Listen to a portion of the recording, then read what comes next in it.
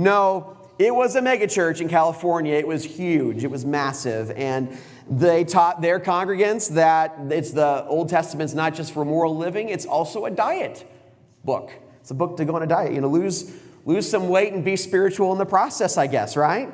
And so they would encourage everybody in their church to go on this Daniel diet. I'm just curious, who's heard of the Daniel diet? Some people. I was telling my wife, she's from Louisiana, about it. She's like, what's the Daniel diet? I never even heard of that. It's like, no, some people. So yeah, if you're from SoCal or that area, you've heard of this. And so what the Daniel diet is they call it a Daniel fast, which it isn't, by the way. It's not a fast if you're still eating.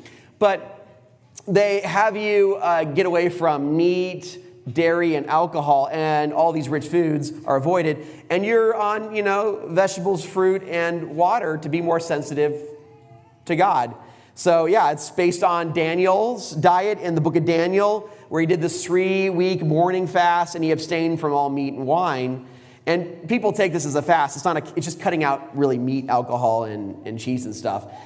But the point of a story in Daniel is not to give you a diet plan. The point of the text is as Daniel is looking at it, he is trying to keep this diet because the Babylonians were giving him unclean food according to the Old Testament law, and they were not practicing kosher diet. That's why he didn't have it. So Daniel is sacrificing here at great personal cost to be obedient to the law of God. He's not trying to be like, a YouTube diet guru or something like that. And what's interesting is that Jesus didn't follow this diet plan. Jesus had fish and wine.